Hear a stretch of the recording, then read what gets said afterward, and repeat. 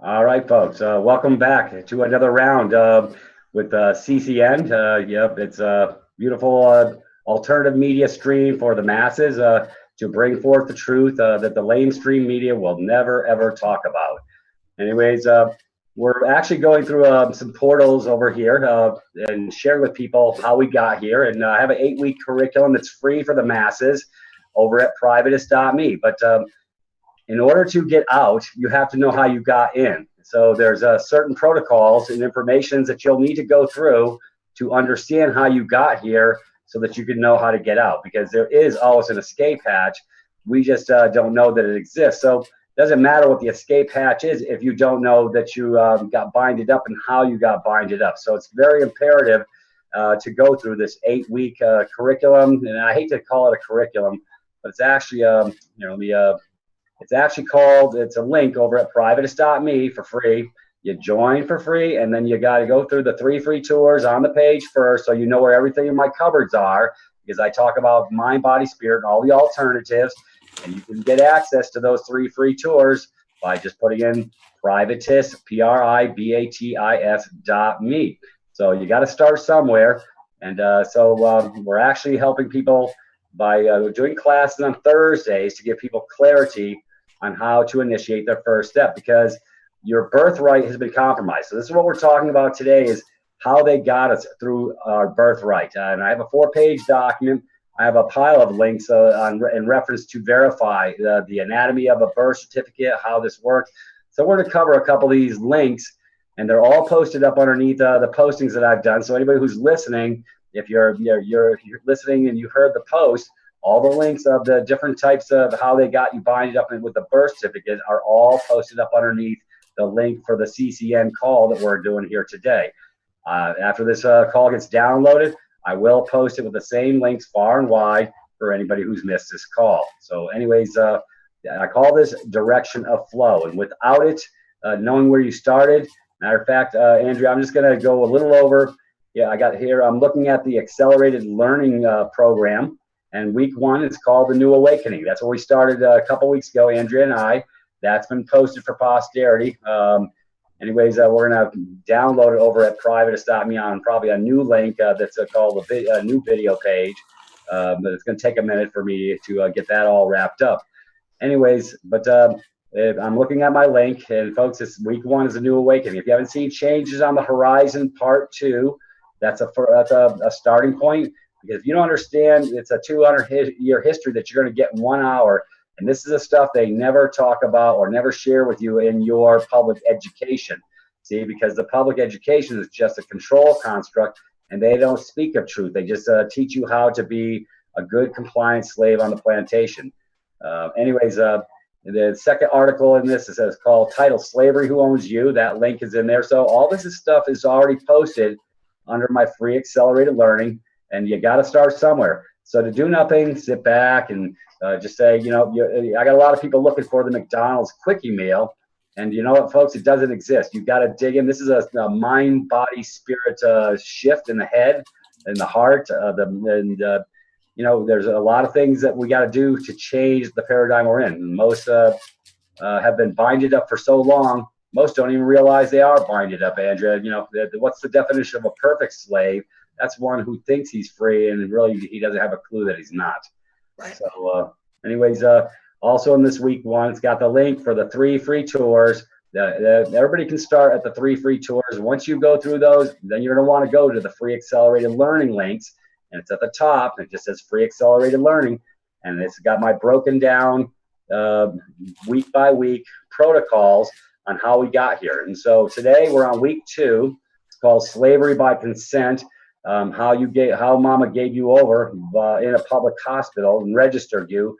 And once that registration happened, that's when they started the game and created the trust. But it's all considered abandoned property until you come back home. So I'm going to cover a 4-page document today to give everybody a little bit more clarity on how we got binded up. This is a matter of fact, everybody everybody's got that link, and they can download it, save it for posterity. And they need to read this, but I'm going to read it today. So I want to give people a little clarity, because most people have never heard this before, Andrea. So they're really sort of lost. Right. Sorry. So, anyways, I haven't felt good all day, so I'm like over here. People are probably like, "God, she's just eating," because I'm snacking because I don't feel good. So I'm like, need protein, so I'm like eating trail mix and granola bars and shit like that. right, yeah. You got to keep the machine online. Anyways, we cover all the stuff on mind, body, spirit. That's what the 3 free tours are that Zach created for us so nicely. So it's imperative. If you haven't seen the 3 free tours, that's the ultimate starting point. And then the accelerated tour is where you're going to end up. And then if you want to come to class on Thursday nights and start at the beginning, where we're going and showing people how to move forward to get their authentication, to bring their title back home. Because if you don't bring the title home, it's considered outstanding, and they know that it's outstanding because you failed to bring it forward. So this is going to be a fast ride today. So I just want everybody to pay attention. This is where it started. It's all this is the whole game where it started. It's at the birth certificate where Mama, as a matter of fact, I'll just cover a little, Andrea. Most people are unaware when the baby is born, the vessel comes out, and those feet never touch ground because they put those footprints on a birth certificate, but they're always black because they consider you a decedent. So you're in a state of emergence and a state of emergency your whole entire life, and they're probating the estate because you're the minute you're born, the first breath you take, you're already on the way out to dying, so to speak, in the physical. So that's why they consider everybody. It's a pretty. It's black magic, folks. It's ecclesiastical black magic. But also on top of that, everything's done in threes with these folks. So to give you a fundamental understanding, they get the baby's feet prints in black, declaring it deceased, and then they tap into the left heel, draw a little bit of blood, and put it on a DNA Guthrie card, and there, and they separate the vessel, the being, from the. So it's like substance over form. So they're taking the substance, the leftover DNA behind, and they're leaving you in a decedent state of affairs because Mama gave over via the registration. If you don't understand registration versus recording, folks, you need to look that up. Just you can punch it in on YouTube, registration versus recording, and I guarantee it's going to bring you to a document that talks about registration versus recording. So we got to record our new deal. It took us a document to get in. It's going to take a document to get out. But I talked to Curtis today, Andrea, and I'll tell you what he just released to me is 10 times huger than it's massive. It's incredible, and I think it's so much simpler than doing all these forms. Mm-hmm.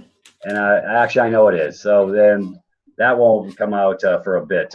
This other side. So I'm just going to keep everybody starting with step 1, which is authenticating their birthright so they can perfect the title and become the owner. Because until you perfect the title, because there's never going to be an original, it gets treated as an original because it gets authenticated. So covered this on last night's call at Privatis.Me. So everybody's got a little homework to do, and they also got to, I'm actually going to create a breakdown for next Thursday's call on literally where to start at the beginning. If you don't have your birth certificates, I'm going to send you over to Vital Check on how to order your birth certificates. I'm going to have that link.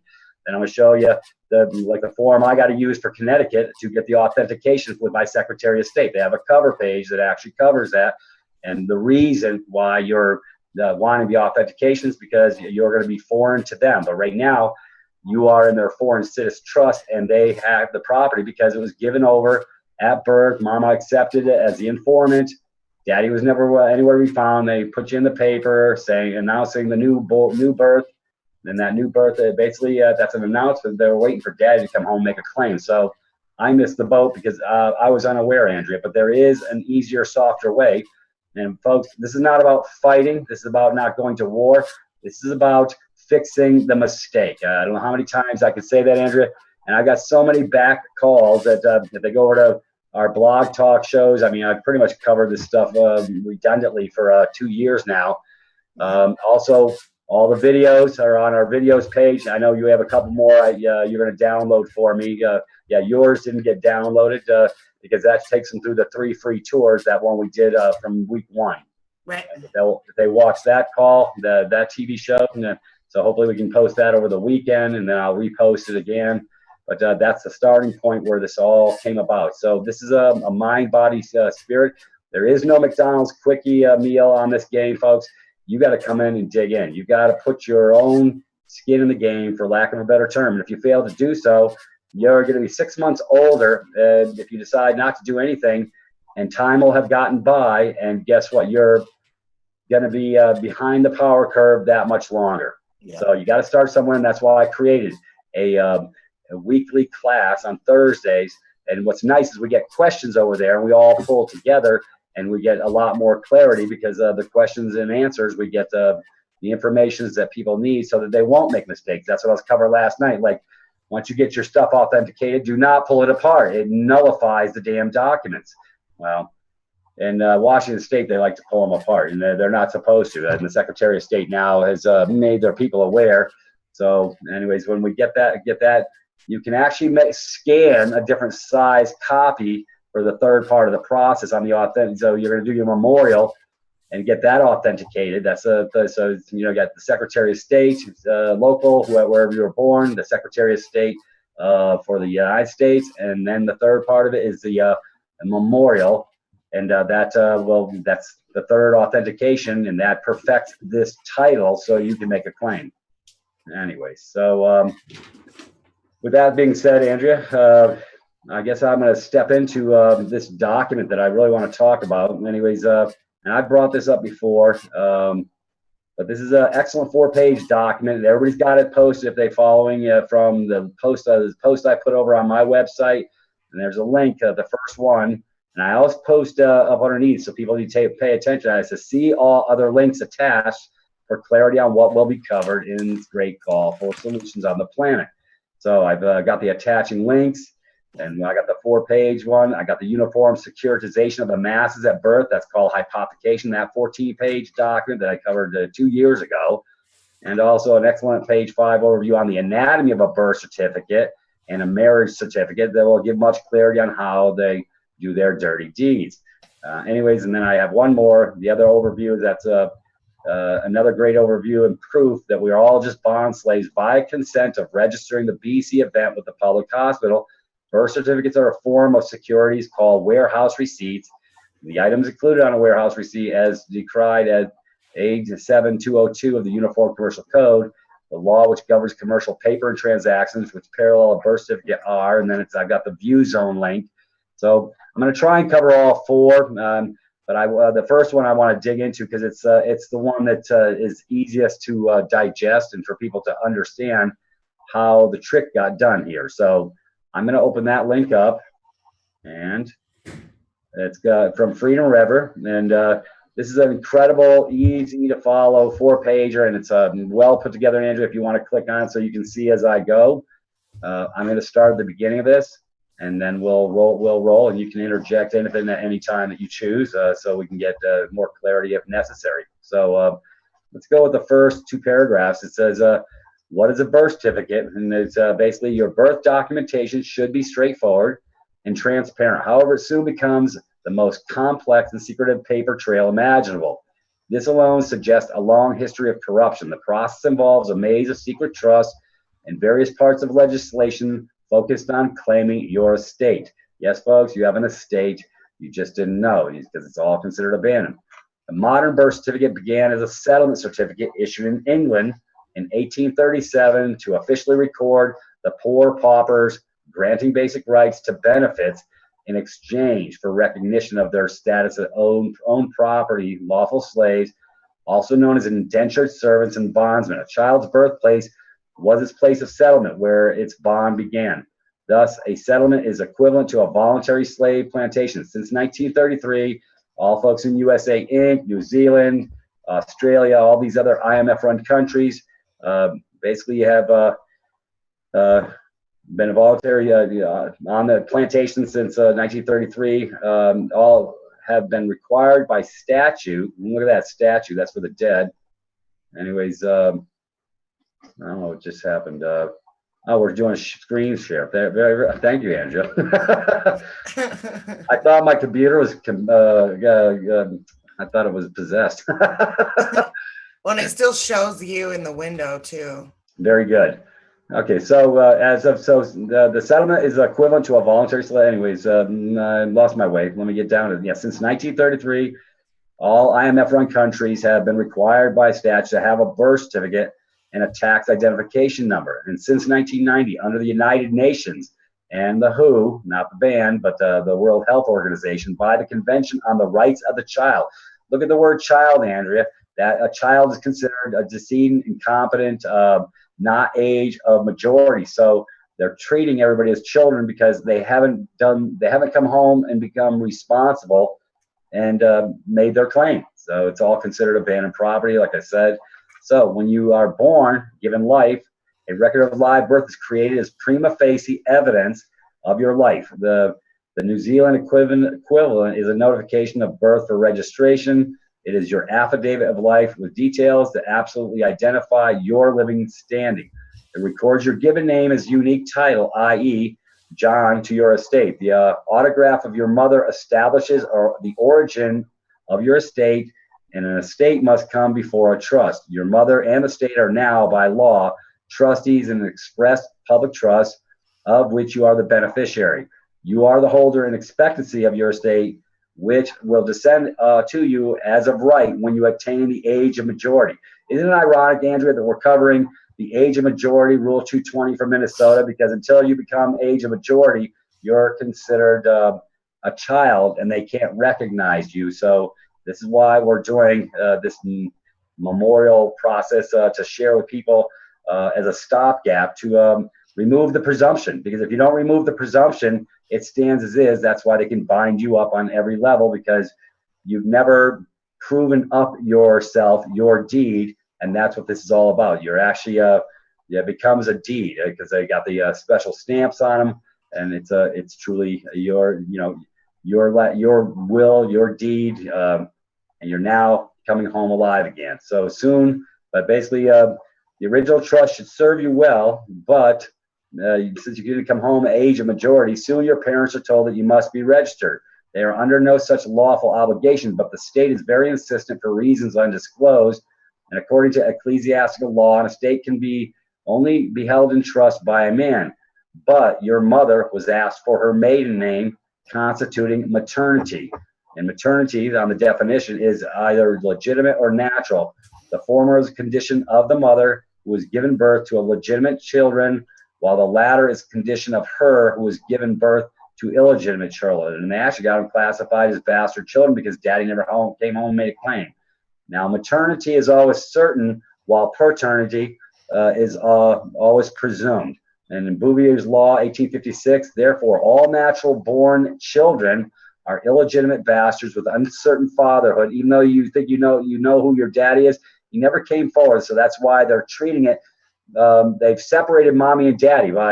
Mommy has her maiden name, daddy has his. They did that on purpose so they could separate the child from the. And then the state actually steps in, and that's why they get to operate on our behalf, because they're probating everybody's estate because nobody came back home age of majority. Anyways, onward with this. In Bouvier's 1856, therefore, all naturally born children are illegitimate bastards with uncertain fatherhood, having no paternal holder of their estate. When registering as the informant unknowingly makes an accusation as to your illegitimacy.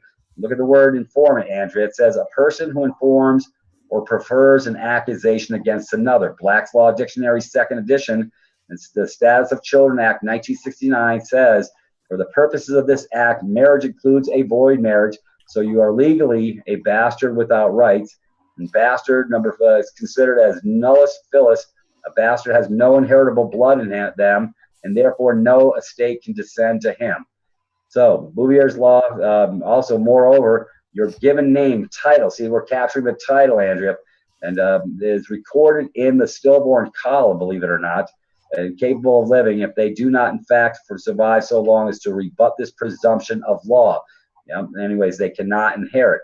So Black's Law, 2nd edition, the state can now legally claim your estate, making you a ward of the state in an estates for life foreign citizen trust.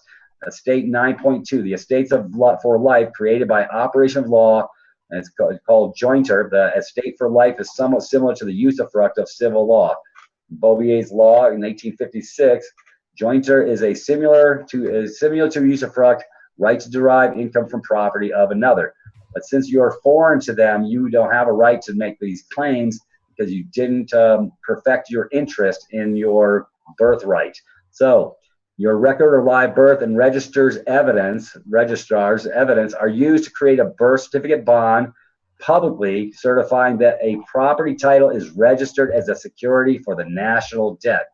So it's like a warehouse receipt for the baby. The delivered goods warehouse receipt which is considered a document of title, may be a negotiable instrument used for financing with inventory as security.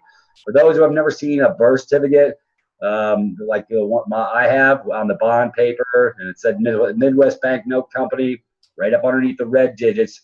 Yeah, they sent it down to 55 Water Street to start the game, and put you in a box over there, and that's how they start this process. And until we rebut it, or until not so much rebut it, but until we come forward and by authentication and perfecting the interest in the title, it's considered abandoned property. I know I'm getting redundant on this, but that's why they get to do what they do, because they have subject matter jurisdiction. Anyways, onward with this. So anyway, so at the same time, so the warehouse receipt, which is considered a document of title, may be a negotiable instrument used for financing with inventory as security. Black's law at the same time, 7th edition says, at the same time, the bond converts your given name and family name into a trade name. Only corporations have a last name. A legal person has been created by the state as a franchisee child of the parent corporation. Who's your daddy? And that would be the state.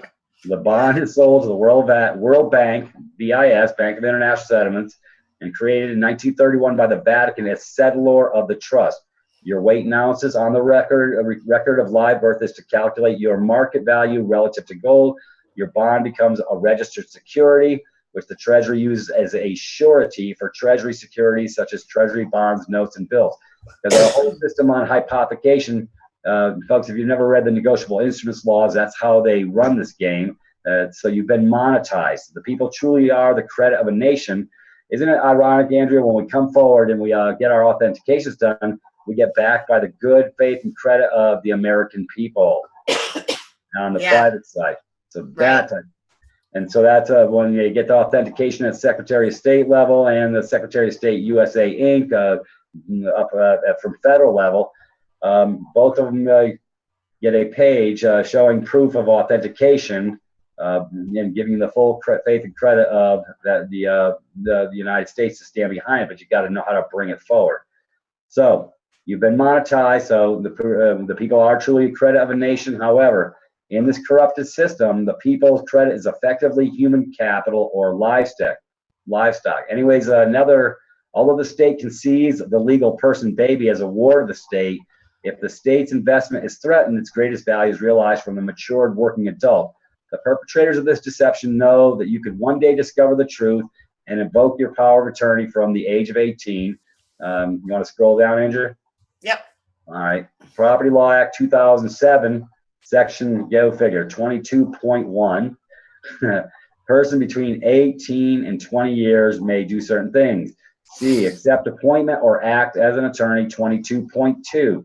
It has the same effect as if the person were over 20 years old. In short, you can attain the age of majority by declaring your own power of attorney from the age of 18. Well, that's sort of exactly what we're doing when we write the title by doing the authentication, because you are one of the said owners on that certificate, and you write that, and that's been written up in the memorial. So there's no ambiguity, and it doesn't leave anything for the gray areas for them to realize that this one came home and now has his property, and he's now age of attainment. They have no plausible deniability once we administrate in this capacity. Anyways, this is why the legal person is legally a vessel. Remember I talked about that. Everybody, I bet you when they go get their driver's license, nobody reads the top of that damn driver's license deal, because it says right at the top, you're a vessel in commerce. Found that out from back in 2009, because I actually read the damn thing. I said, I don't want to be a vessel in commerce anymore. Anyways, this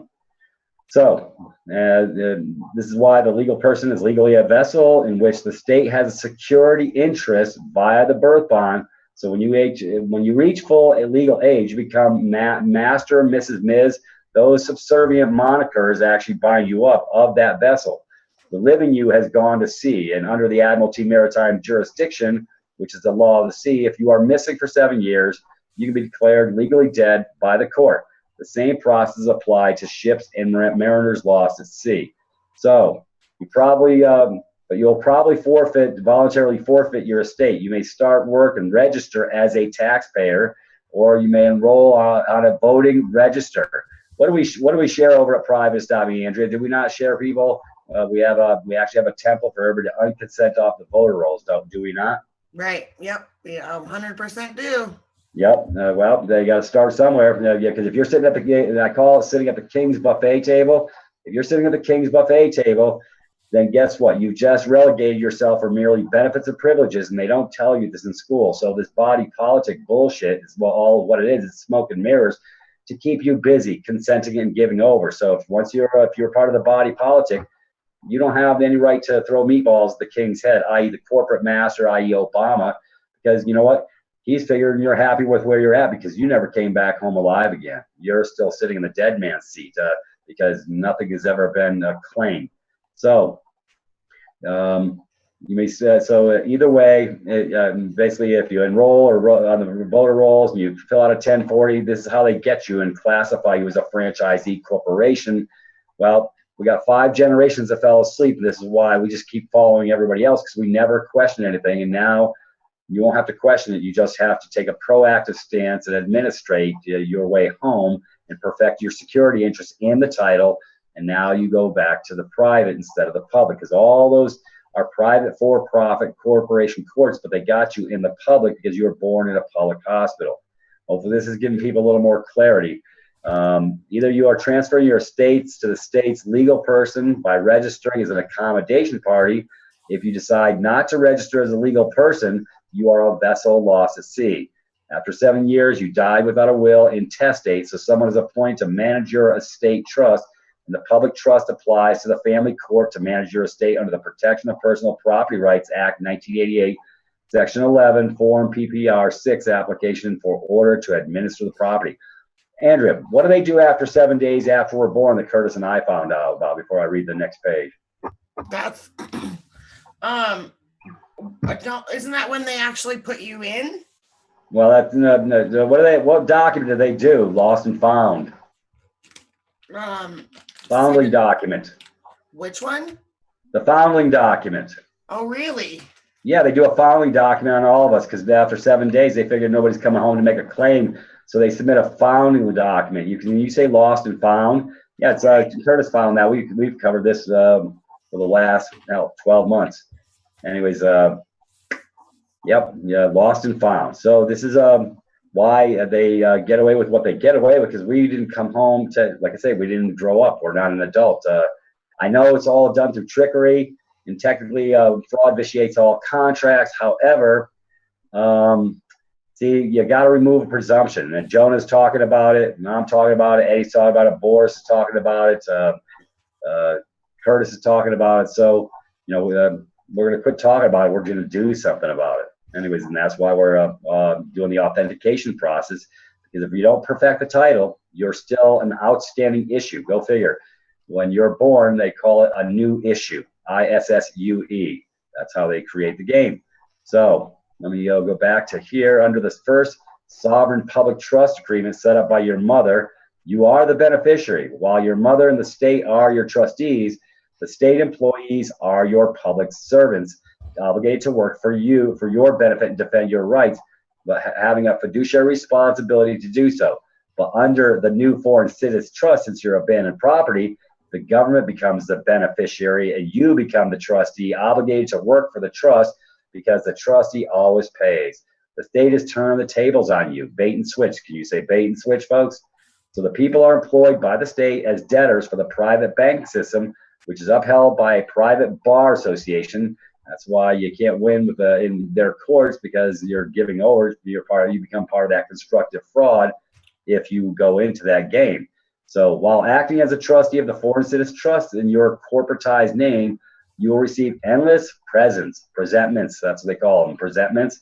Yeah, presentments or bills, which the employee of the state, the legal person, the straw man, is obliged to pay. But the theft of your estate is based on false presumptions that cannot be proven in fact. The fundamental flaw is that in order for a birth certificate to be issued, a man or a woman must first have been born on the land. Plainly, you are not really dead, so you still have living rights on the land. You are the holder in due course of your estate title under the CESUV Act 1666. If the supposed dead man proves to be alive, then all rights, title, and hereditaments revest back to the man. But remember that you have a birthday on which you were born into the world from your mother, whereas the artificial legal person has a date of birth on which it was registered by the registrar, and they're usually created on different dates. Like my birth certificate, I was born 2/4/1960, Andrea, and then on the 15th, they appeared the birth certificate bond that my mom didn't denounce. She accepted, and they created the circuit and created this new trust to create the new game, to keep this, and this has been going on for generation after generation after generation. Well, we're under Roman civil law, and everybody's considered dead. So if we take a look at this beautiful chart, and the maximum of law, he who fails to assert his rights has none.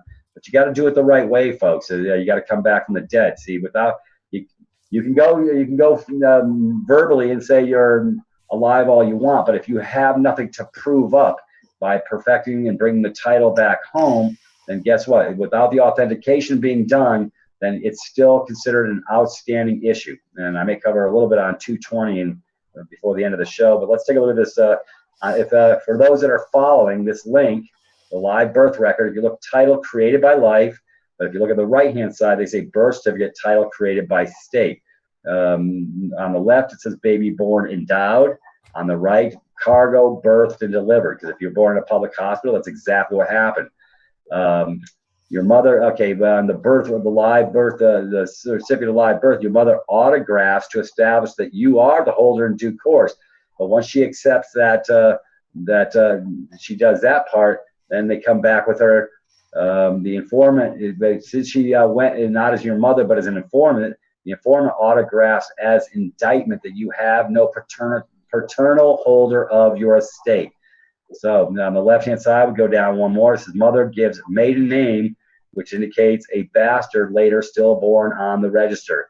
And on the right, it says register signs your estate into probate and you become a ward of the state. And then, so let's go now further. You are given a lawful name. A lawful name is privately recorded, traditionally in a family Bible. However, since you put it on the register, name is corporatized, and a legal trade name, just like Curtis talks about, is publicly registered, combined with your given and family names. So title would be your given name. That would be, for me, it would be Gosselin, Peter, Eugene, lowercase. Anyways, corporation trade name is always in uppercase. Anyways, I have the rightful beneficiary of the trade name, but if I'm still on the dead man's side, I've been tricked in unwittingly to be the trustee of that trade name. So anyways, everybody can read this for themselves. Andrea, I'm done with this document. But yeah, we can get out of this one, and I'll open up the next one. Find the link. Yeah, I'm going to open up. Yeah, I don't want to go through the 14-pager. Everybody can go look at that themselves. That's all about securitization, hypothecation, how it works. It's sort of a long read. So I'm going to go below that, the excellent 5-page overview on the anatomy of a birth certificate and marriage certificate that will give much clarity on how they do their dirty deeds. So I'm going to open that link up now. I'm going to shut down the other one. And you can click on that one too, Andrea. You can bring it up the way if you want. You got it. Anyways, this is from Advanced Civics Research Library. Okay, so we look at the structure of the birth certificate. And did the state pledge your body to a bank? Well, if you take a look at right, some birth and marriage certificates are now warehouse receipts printed on banknote paper, which may mark you and yours as chattel property of the banks that our government borrows from every day. Anyways, this is written by David Duchesne, editor for Fairfield Journal, back in May 11, 2005. Anyways, if we look at this breakdown, it says a certificate is a paper establishing an ownership claim. Barron's Dictionary of Banking Terms, registration of births began in 1915, but the Bureau of Census with all states adopting the practice by 1933. Let's take a look at that, Andrea. 1933. What do you think of if it's 32 degrees out? What is that? About freezing. Yeah, but if you're 1 degree above that, you're not froze. You're thawing out, aren't you? Right. Mm-hmm. Ironic. This all started in 1933. Anyways, Curtis and I had a really mind-blowing call this morning. I will not be letting that cat out of the bag. For Bita is very, very interesting call. It's we have another way to go, but it's a lot simpler because we don't want to do all. We know in the back of our minds that it's a lot simpler than what we found to be. So I don't think we might even have to do all the layer cake crap and all this other stuff. I'm working on the other side of the spectrum. I always stand fast, and I'm glad I haven't rushed through the front door and having to turn around and fix any mistakes. So this is good. So I will be, once I get my authentication, I'm going to go in a different route that most people are totally unaware of that can literally probably cut the Gordian knot once and for all forever. And I will not have to jump through all these other hoops. Anyways, but the reason we're doing this about the birth certificate today, folks, is we're trying to give you clarity. This is whence it started. Where you came in, you have to, where you came into the world, you have to leave your old self behind. And that's why the age of majority comes into play and some other things that we're going to be talking about. So, but let me read forward on the anatomy of a birth certificate. Birth and marriage certificates are forms of securities called warehouse receipts. The items included on a warehouse receipt, as described at 7-202 of the Uniform Commercial Code, the law which governs commercial paper and transactions, what they've been doing forever, which parallel a birth or marriage certificate are: 1, the location of the warehouse where the goods are stored. That's called residence. Next, the date of issue of the receipt. That's date issued. Remember I said everybody's a new issue? The consecutive number of the receipt found on back or front, like on mine, is 160-65403, basically representing 106 is a state, 60 is a year, and 5403 is designates 5,403rd child brought through the public hospital that year. So that's why I have the digits and I know what they mean. Anyways, the consecutive numbers of the receipt found on the front or back of the certificate, usually in red numbers. Mine are black. Anyways, a description of the goods of the packages containing them. That's name, sex, date of birth. And then the signature of the warehouseman, which made by his authorized agent, that's the municipal clerk or the state registrar signature, brings you in. And then you got, so birth marriage certificates now appear to at least qualify as warehouse receipts under the Uniform Commercial Code, Black's Law. Matter of fact, we're not even using the UCC anymore. I got a document called Unidroit under Unidroit. Yep, that's their copyrighted law. That's why we're doing a non-UCC, Andrea, as we exit stage left. See, this is because I already I've done it. I'm familiar with the Uniform Commercial Code. I've done it, and guess what? You're sort of jumping to the head of the line if you haven't got your title brought back home. So that's where everybody's getting sort of jammed up. So we need to fix that first and become age of a majority. And until that time, then you have an outstanding issue, and they consider it abandoned property. Anyway, so onward with this. So the definition of warehouse receipt, which is considered a document of title, may be a negotiable instrument and is often used for financing with inventory as security. Anyway, since the U.S. went bankrupt in 1933, all new money has to be borrowed into existence. All states started issuing serial numbered, certificated warehouse receipts for births and marriages in order to pledge us as collateral against those loans and municipal bonds taken out with the Federal Reserve's banks. Look at this. The full faith and credit of the American people is said to be that which backs the nation's debt. Well, I'm bringing my full faith and credit back over to me in the private, Andrea. Isn't that nice? Yeah, for sure. And that's what it says on that authenticated certificate, the full faith and credit backing my action. So that simply means the Americans' people ability to labor and pay back their debt. But in order to catalog its laborers, the government needed an efficient, methodical system of tracking its property to that end. So humans today are looked at merely as human resources. Look at the word human, that's color of man anyways. I've been talking about this for years. Anyways, government assignment of $1 value to the heads of citizens began on July 14th, 1862, when President Lincoln offered 6% interest-bearing bonds to states who freed the slaves as on a per-head basis. So this practice of valuating humans, cattle, chattel, can you say anybody, continues today with our current system of a debt-based currency reliant upon a steady stream of fresh new chattels to back it.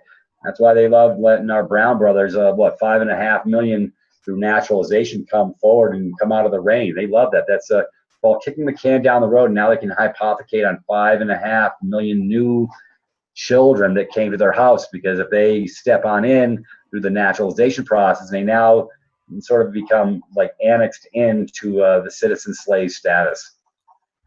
So anyways, we're going to read what the meaning of federal children is, because anybody that hasn't come home age of accountability is considered a federal child. So in 1921, the Federal Shepherd Town or Maternity Act created the birth registration, or what we now know as the birth certificate. It was known as the Maternity Act. It was sold to the American people as a law that would reduce maternal and infant mortality. Yeah, so they always got to play trick. Yeah, we know they always got to do trick. Yeah, it's sort of like carrot stick, like Social Security. So to protect under the guise of protecting the health of mothers and infants, and for other purposes, one of those other purposes provided for the establishment of federal bureau designed to cooperate with state agencies in the overseeing of its operations and expenditures. What it really did was create a federal birth registry, which exists today, creating federal children. This government, under the doctrine of parens patriae, now legislates for American children as if they are owned by the federal government. Through the public school enrollment process and continuing licensing requirements for most aspects of daily life, these children grow up to be adults indoctrinated into the process of asking for permission from Big Daddy, i.e. government, to do all those things necessary to carry out daily activities that exist in what is called a free country. Before 1921, the records of births and names of children were entered into family Bibles, as were, okay, you went too fast. I didn't mean to, sorry. Yeah, now I'm lost. Okay, as were family Bibles. as were the records of marriages and deaths. These records were readily accepted by both the family and the law's official records. Since 1921, though, the American people have been registering the births and names of their children with the government of the state in which they are born, even though there is no federal law requiring it. See, nobody asked questions, Andrea. We got the last 5 generations were so busy with all the diversions, wars and everything else. They did a really good job of keeping everybody from thinking or asking anything.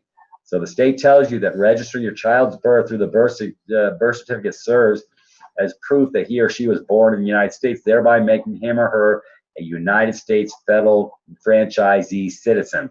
So for the past several years, a Social Security number has been mandated by the federal government to be issued at birth. In 1933, bankruptcy was declared by President Roosevelt. The governors of the then 48 states pledged the full faith and credit of their states, including their citizens, as collateral for loans of credit from the Federal Reserve System. To wit, full faith and credit clause of Constitution, U.S. Article 4, Section 1 requires that foreign judgment be given such faith and credit as it had by law or usage of state of its origin, that foreign statutes are to have force and effect to which they are entitled in home state, and that a judgment or record shall have the same faith credit conclusive effect and obligatory force in other states as it has by law or usage in the state from whence taken. That was from Black's Law Dictionary site. So you can go down to the next page. So the state claims an interest. Okay, you went too far. I know. I'm here with you. I'm just like, my thingy is really touchy. Okay. The mouse on it, if I move it too far, it just scrolls all the way down. So I have to go like really slow. Okay, very good. We're almost there. The state claims an interest in every child within its jurisdiction. The state, via CPS, will, if it deems necessary, to nullify your parental rights and appoint a guardian trustee over your children. The subject of every birth certificate is a child. The child is a valuable asset, which, if properly trained, can contribute valuable assets to the corporation by its labor for many years to come. It is presumed by those who have researched this issue, look at the word, that the child itself is the asset of the trust established by the birth certificate, and the Social Security number is the numbering or registration of the trust, allowing for assets of the trust to be tracked. If this information is true, we know it is, your child is now owned by the state. Each one of us, including our children, are considered assets of the bankrupt United States.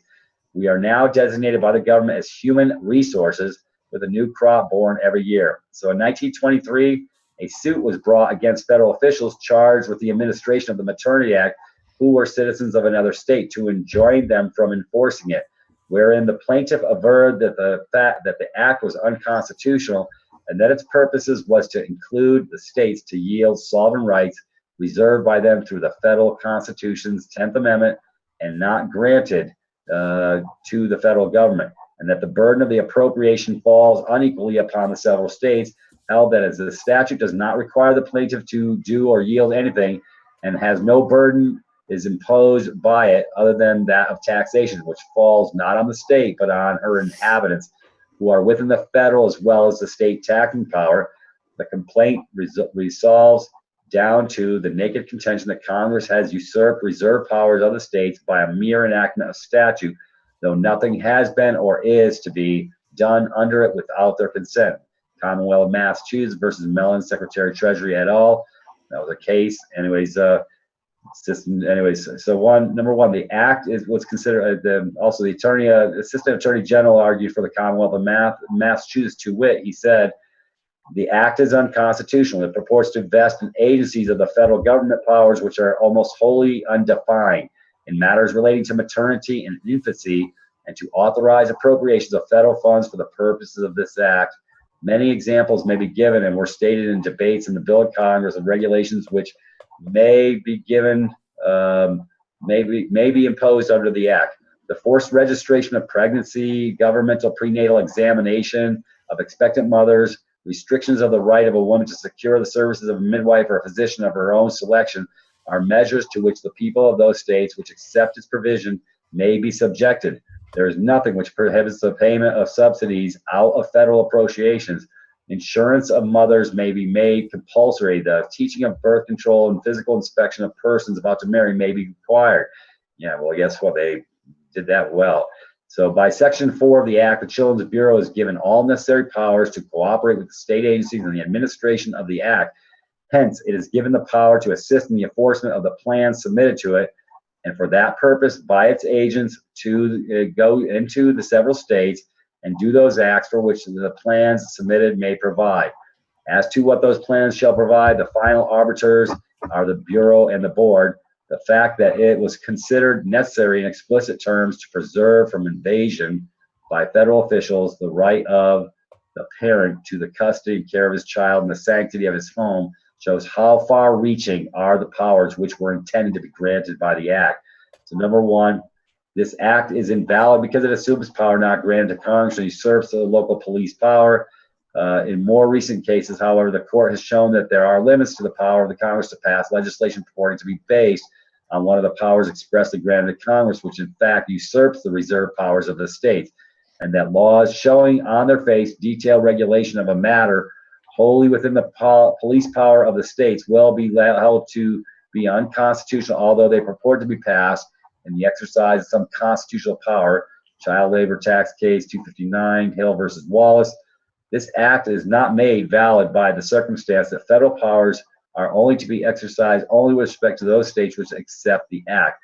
So for Congress cannot assume, and state legislatures cannot yield the powers reserved to the states by the Constitution. However, the act is basically saying the act is invalid because it imposes on each state an illegal option to either to yield a part of its power reserved by the 10th Amendment or to give it up its share of the appropriation under the act. The statute attempting, by imposing conditions upon a general privilege, to exact a waiver of constitutional right is null and void. However, the act is so they're giving all the reasons it's invalid. The problem is, Andrea, and I'm not going to read any more of this. Matter of fact, they're saying down here that the Maternity Act was eventually repealed, but parts of it have been found in other legislative acts. What this act attempted to do was set up government by appointment run by bureaucrats with redelegated authority to tax, which in itself is unconstitutional. What was once declared unconstitutional by the Supreme Court of the nation in the past should be upheld in a court challenge today. Did I lose you? No, no, I just cut the screen off. Oh, okay. But go on, because I'm since you're explaining. So if I need to jump to the next one, I can. But go ahead, I'm listening. Yeah, I lost my way now. I can't see the document. I got to go to my other document. What? I didn't know you needed it. I thought you were explaining the act. I didn't know you were still reading it. Yeah, well, I'm almost there. It's all good. Hold on, I'm already right there. All right. No shade, no shade. Hold on, let me get back up down. There we go. All right, let's fall back now. All right. And I really do hate reading, but you know what? I know most people aren't going to read this, but they need to. And this is, anyways, back to the Maternity Act was eventually repealed, but parts of it have been found in other legislative acts. So let's see. Today, we are defined as human resources believed to be owned by government. The government now wants us as individuals to be tagged and tracked. Government mandated or legislated national IDs is an unconstitutional way. Any way you look at it, federal jurisdiction to legislate for several states does not exist and could never survive a court challenge as shown above. Writing letters to elected public servants won't save us when we all know their agenda does not include serving those who place them in power. Perhaps 10th Amendment of the Federal Constitution guarantees states' rights will have challenged when making it known that we are individuals of the several states will not be treated as chattel of the U.S. We're almost done. Government. If the federal government believes they own us and as such have the right to demand national ID cards and health ID cards, which will in truth tag us as we tag our animals, then let them bring forth the documents to prove their authority to legislate for it. If our God-given unalienable rights to life, liberty, and freedom, which were the foundation upon what this nation was created, do not exist, and liberty and freedom is only an illusion under that the American people suffer, then let the governments of this nation come forward and tell the people. But if we are indeed free, then we should not have to plead or beg or before our elected public servants to be treated as such. So if in truth we are not free, then perhaps it's time to let the final chapter of the great American Revolution be rewritten.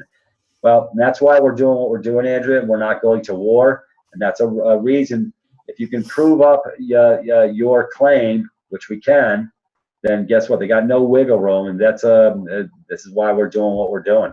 So those that want to enjoy the benefits of getting off the slave plantation need to get into class on Thursday nights over at Privatis.Me, because I'm the only one talking about authenticating in this context with giving a little hand-holding to those that step on in. And nothing in life is free, folks. And if you think it's worth nothing, then stand back, do nothing. It's going to cost you way hell more than friggin' a little donation to come over and hang out at Peter's house for 6 months. Yeah, I love that one. Anyways, the last link at the bottom that I posted, it's called "The Fed Owns You," and it's got a baby's got a stamp on its head with a barcode. Yeah, we're gonna read this. It shows that nice. Look at that pretty picture. That's a pretty baby, ain't it? Yeah, it's a cute baby for sure. Anyways, she didn't know that mommy gave her away. So. Yeah.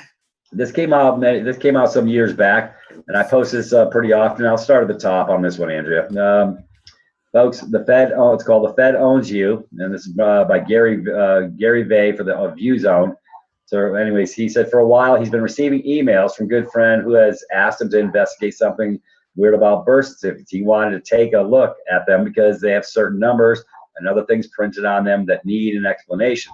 So he said when he looked up his own birth certificate, he noticed the copy of the original. So he went through the old boxes and baby books that mom had saved before she died and found out what he was looking for.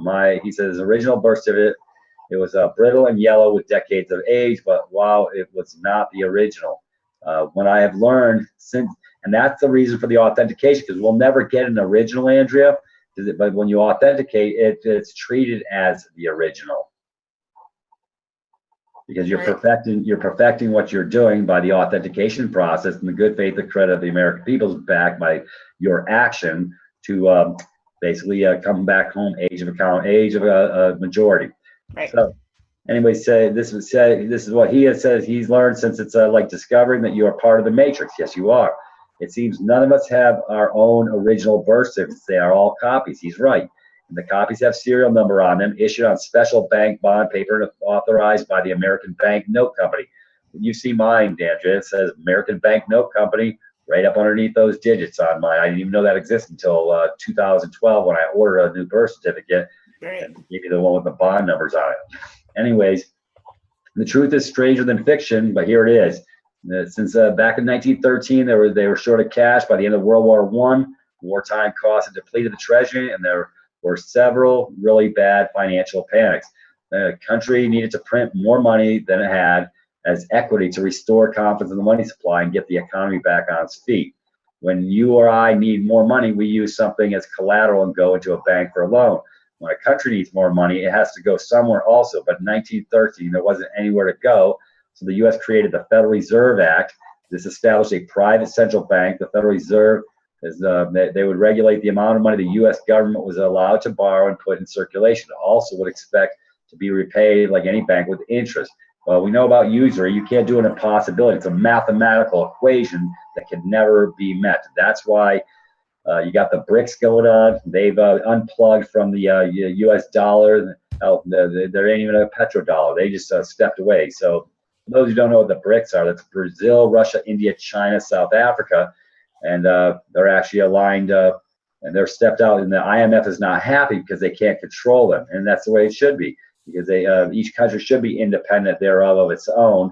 And nobody should be, none of our people should be put up on the books as chattel property.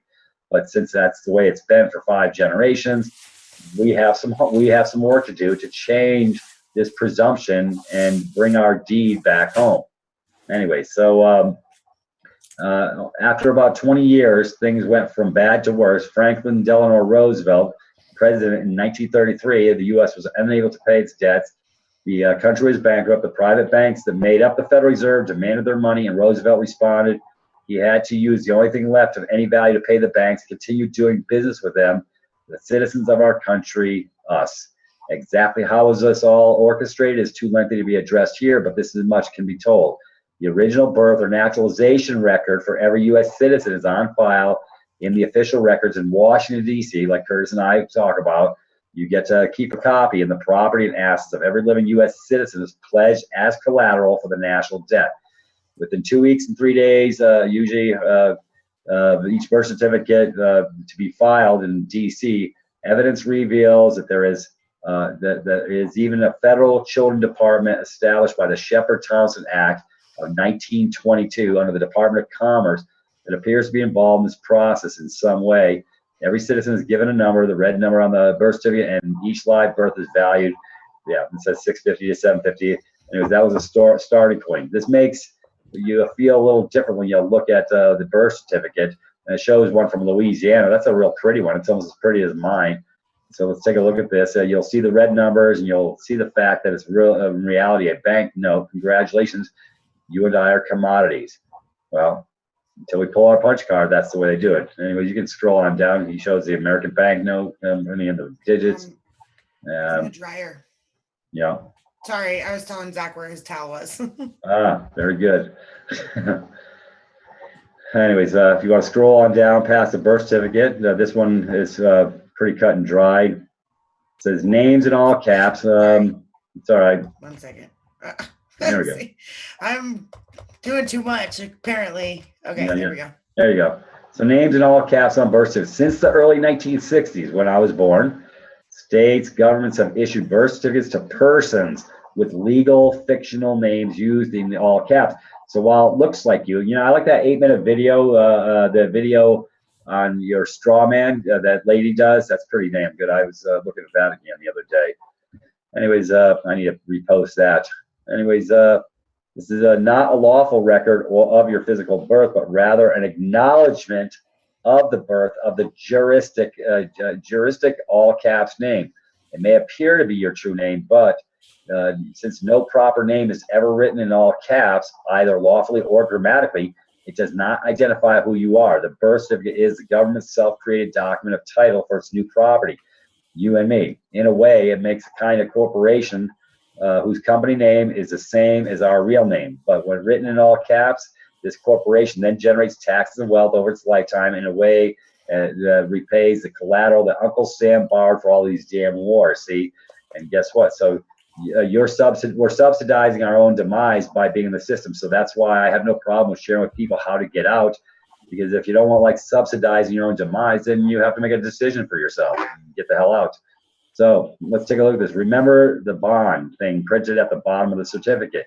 The definition of bond is a usually formal written agreement by which a person undertakes to perform a certain act as fulfill the obligations of a contract, with the condition that failure to perform or abstain will obligate the person. You become the obligate, you become obligated, you become the trustee to pay a sum of money, or will result in the forfeiture of money put up on the person or surety.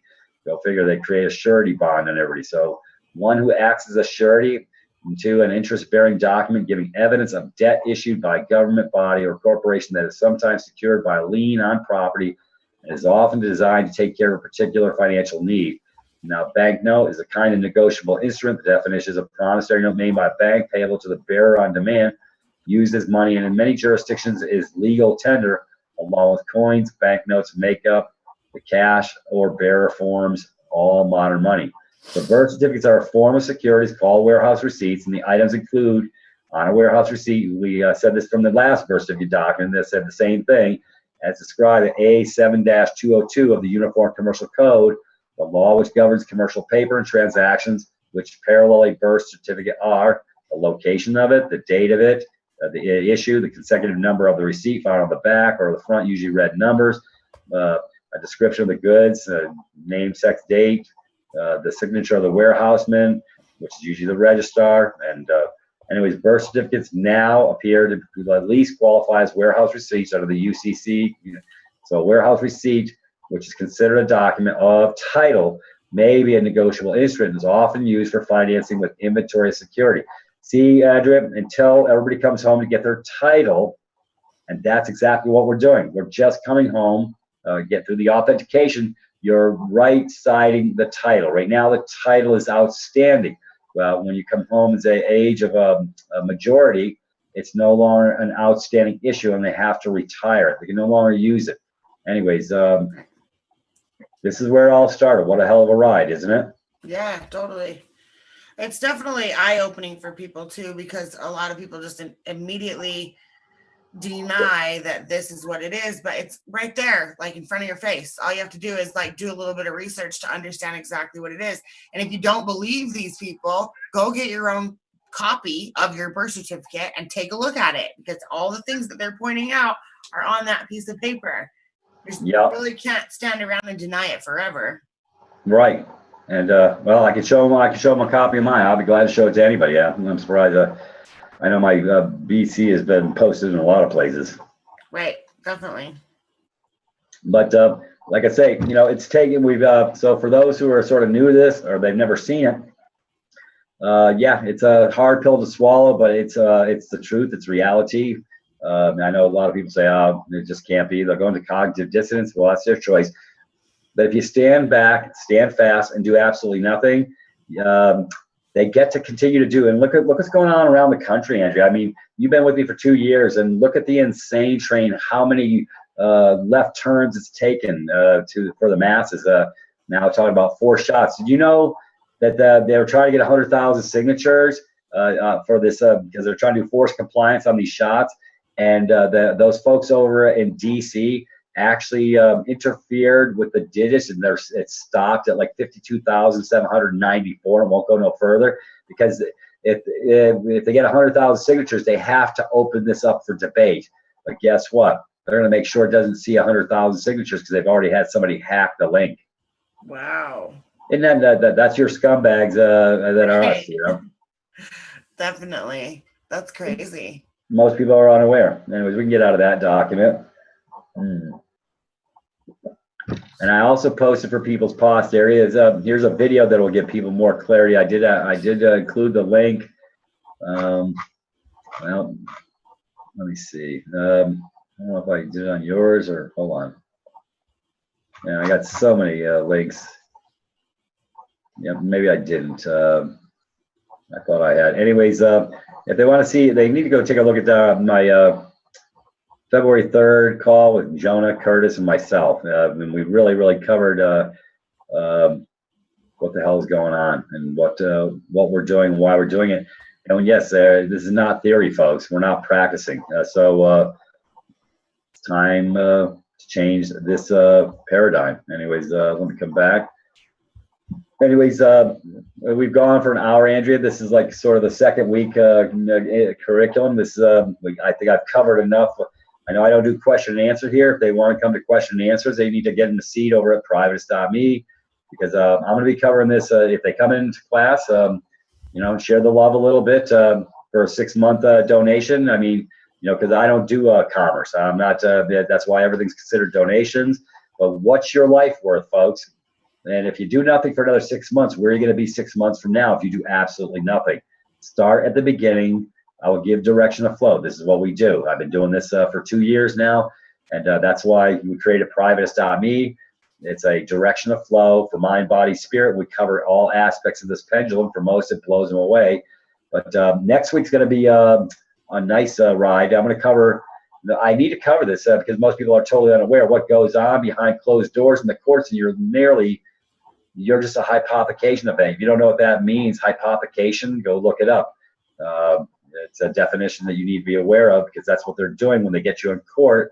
They actually created a constructive trust, which you become a part of. And when you answer up for the first, middle, last name corporation, they get to draft you for performance and go do the bid bond, performance bond, payment bond behind closed doors. I got a surety bond. I have all the links and documents on next week's call. I also got that 2-hour call I did on the overview on that's how they securitize, how this works. So people will be able to get access to listen to that link. That's for week 3. So anyways, Andrea, got anything to share, to feedback from my brothers and sisters? Keep coming back. Yeah. Oh, sounds like an AA meeting. I know. It's kind of like that, though. I mean, really, are we not? You know, we're disconnecting you from your addiction to this false paradigm. Right. Do you have? I guess we need 30-day coins, 60-day coins. Yeah, totally. Totally. I think my son just woke up from a nap. Very good. Well, hey, Biggie, are you there? We're ready to wrap this thing up. Very good. Sweet. Folks, we will catch you next Friday. It's going to be a real fast ride on Bonds Are Us. Everything you want to know about bonds, we're afraid to ask. That's week 3 of the curriculum over at Privatis.Me, and I'm going to put it up and it's already posted over the Accelerated Truth Tour. So go watch the 3 videos of our free tour, so you can find out where everything in our house is, so you can come on in and come to class on Thursday nights. Anyways, folks, it's time to go home. When do you say enough is enough? So anyways, I thank you, Andrea, for showing up. Thank you. I'll probably be getting brother Justin to come hang out, because sister Andrea's in the middle of transition, and that's fine. And we'll keep the train going so I can fix these deals. And I just appreciate, Andrea, if you can just package them for me and put them in our video section after I do each week. That would be fantastic. Yeah, I will do that. I'll get right on top of it. All right. So for the rest of my brothers and sisters, I love you. I'll catch you on the rebound. I'll be back Tuesday. I'm putting together something right now. I'm not sure which way I'm going, because I'm always in a state of flux. So I'm not sure who it is. It might be Sister Crystal. It might bring back some love vibration. I think this planet needs to see a little more. I can agree more. Well, very good. On that note, Biggie, we are done here. Thank you, Andrea. And folks, we'll catch you on Tuesday. Have a great night. Thank you, Andrea.